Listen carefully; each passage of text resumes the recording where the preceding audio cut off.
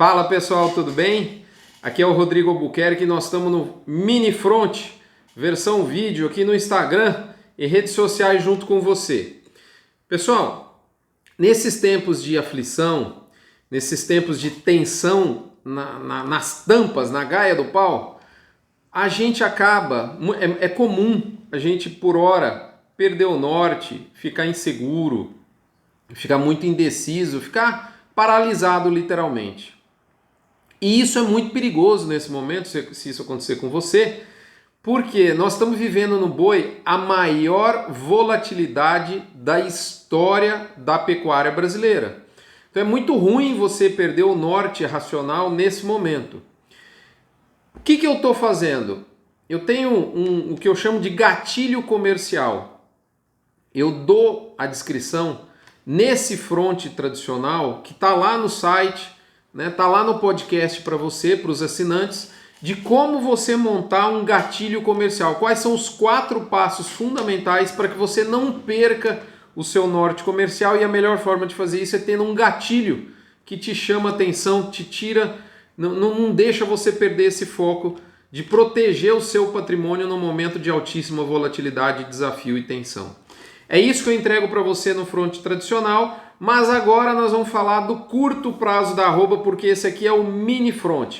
Você que é assinante vai ver o front tradicional hoje, dia 27 de março, e você que não é assinante apenas lá no dia 3 de abril. O mini front, que é esse que nós estamos falando, ele é de acesso liberado e nós vamos falar do curto prazo da arroba. Curto prazo, muito bem. Nem os R$45 por arroba de queda no maio, na bolsa que ocorreu entre terça e quarta da semana passada, nem os R$20 de queda no mercado físico prosperaram. O mercado físico travou, as escalas colapsaram e agora a gente volta a ver o boi de R$200 por arroba. A partir dos 200 a oferta começou a aparecer e hoje já tem negócios acima disso.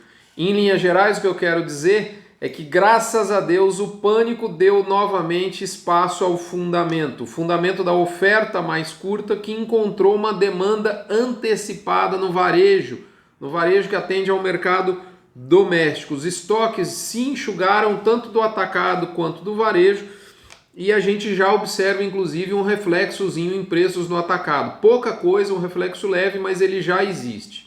Tá certo? A gente percebeu também de maneira muito clara o fundamento da exportação voltando a falar alto. A gente já vê procura por boi China com R$5 no limite até R$10 acima do boi não China em algumas praças e algumas regiões. Lembrando a você que toda essa informação é um oferecimento de MSD, Saúde e Reprodução Animal, Vemax, aditivo à base de virginamicina da Fibro, Cargill, Nutron, marcas consolidadas da nutrição animal brasileira, UPL com seu sistema Pronutiva, unindo proteção com biosoluções para que você tenha uma saúde, já que a saúde tá tão na moda, né? Uma saúde vegetal de primeira linha na sua pastagem. Cicobi Cred Goiás, a sua agência do cooperativismo financeiro goiano, e por fim, Boitel da Agropecuária Grande Lago. Esses são os 6 parceiros do front que nos dão a honra e a satisfação de dividir esse espaço aqui conosco. Bom, moçada, nós também passamos a não ver mais as dúvidas sobre segmento com normalidade da operação dos abates. Isso já não está mais com dúvida, aquela história de paralisação. É óbvio que ainda a indústria ainda sente alguns desafios inclusive políticos das 3 esferas em relação à sua atuação, mas a operação de abate está mantida e também estão mantidas as operações de exportação nos portos. Na semana passada houveram várias matérias, rumores e, enfim, notícias, posicionamentos até da justiça dificultando, e isso aparentemente deu uma quietada. O mercado brasileiro segue abastecido. Em linhas gerais, o boi continua resiliente. O boi tomou 2 chacoalhões, um no começo do ano com a questão do engasopamento da China e agora com essa questão do coronavírus, e ele segue resiliente às quedas. O que a gente percebe depois de 2 semanas de confinamento, né, de isolamento, de distanciamento social horizontal, uma certa insatisfação dos empresários cada vez mais forte, cada vez mais frequente.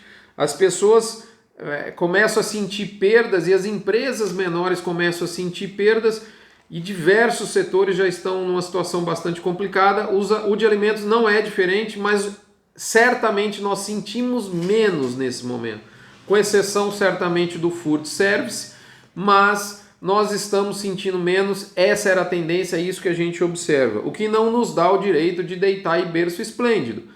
Só é uma constatação que aquilo que a gente previa, que os alimentos iam sentir menos, de fato está ocorrendo.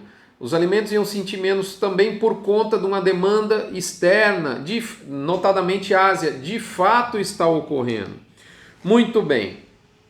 Porém, nem tudo são flores. O boi é firme, como eu disse, né? Ele está aí, tem questão de ciclo pecuário, a oferta é dada que vai ser menor durante o ano todo, a reposição está muito firme, isso é um outro desafio, ou seja, que é a semente do próximo ciclo produtivo e o adubo do próximo ciclo produtivo e desse, que é o milho. Cada vez mais o boi vai no caminho do frango e do suíno, de incorporar grão à sua dieta, em alguns casos chega quase a uma dieta de monogástricos, tá certo?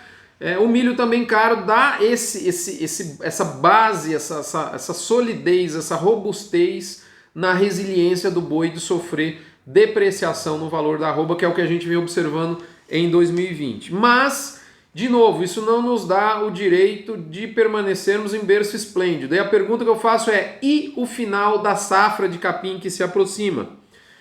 A minha recomendação para você é: proteja-se. Nós vamos ter certamente nesse momento algum nível de maior oferta, isso é natural, isso já iria ocorrer. Com esse represamento de oferta que ocorreu nesses últimos dias, adicionado de uma demanda antecipada, muitas pessoas fizeram estoques, será que a dinâmica de consumo no canal de varejo doméstico, com apelo doméstico, vai seguir a mesma? Por conta desse cruzamento de, vamos falar assim, alguma melhoria de oferta, que é natural que ocorra, adicionada de uma demanda que foi de alguma maneira antecipada. Outro ponto importante: qual é o tamanho, qual é a extensão, né, dessa paralisação da economia, do lockdown, né, para quem gosta do anglicismo, né, qual é a paralisação e como ela vai seguir, se vai ser a famosa, né, versão vertical ou horizontal como até hoje, como a gente está hoje, e vertical como muitos defendem. Inclusive, eu acredito que é a minha posição também. Ainda preciso solidificar isso, mas a gente precisa voltar a fazer a economia funcionar, senão a segunda onda, né, de problema que vem, sequencial a onda de saúde pública, que é a onda de desordem financeira, pode matar tanto quanto, né, ou talvez de maneira próxima ao coronavírus, eu não sei, isso tem que ser ponderado. Será que a gente vai ficar nessa discussãozinha binária entre os que defendem a economia e os que defendem a saúde, como se uma coisa não fosse associada hoje à outra? Será que a gente não pode colocar numa mesma mesa a ciência econômica e a ciência epidemiológica médica e achar um meio termo, baseado em ciência? A ciência tem que mandar uma matéria técnica, a gente tem que obedecer. Esse é o ponto. Será que a gente precisa adicionar crise política em tudo isso? E me parece que a gente está cada vez mais próximo disso. Nós flertamos com abismo político nesse momento. Nós politizamos a Covid-19. Isso é interessante no final de safra. Então, quando a gente coloca todo esse bolo, a gente pode crer que pode haver alguma pressão, né? Isso de fato eu não sei se vai ocorrer, mas a Bolsa coloca o contrato de maio mais ou menos entre R$ 7 e R$ 9 abaixo do físico de hoje, talvez até R$ 10 abaixo. Agora, cá entre nós, um piso de final de safra de R$ 190, perdendo R$ 10 em relação ao nível de preço que a gente estava antes da Covid, será que é de todo ruim? Não sei, mas vale a pena você se perguntar se não vale uma proteção. Há poucos pregões atrás, nós mergulhamos numa perda de valor de R$ 45 por arroba. Isso não machuca, isso mata. Então muito cuidado com isso. Tá certo? Eu acho que o boi é firme, mas a gente não pode ficar deitado em berço esplêndido. Essa é a mensagem. Moçada, é isso. O mercado futuro reagiu, respirou. Será que essa não é a oportunidade para você adquirir essa proteção? É isso. Finalizo por aqui. Lembrando a vocês que é fundamental o conhecimento sobre o sistema produtivo de pasto em detalhes. Manejo de pasto com uma ferramenta bacana, como por exemplo o gerente de pasto, e mudanças possíveis na estratégia de suplementação baseada em empresas como a Asbram, né? Empresas filiadas à Asbram. É esse o momento que a gente precisa hoje. Checar, agir, ficar focado. E um bom gatilho comercial, que é o que eu passo para os assinantes no Front Premium, eu faço o que eu estou fazendo, eu vou compartilhar com vocês e me deu muito suporte para tomar importantes decisões relacionadas à área comercial, tanto na semana passada, quanto a gente flertava com o abismo, quanto agora, quando a gente deu uma respirada boa no mercado futuro. Um abraço, fiquem com Deus, até a próxima semana. Vamos tentar chegar num meio termo entre ciência econômica e ciência de saúde, para a gente realmente não ter uma onda e depois uma segunda onda de problemas na economia brasileira. Um abraço, até a próxima semana, serenidade.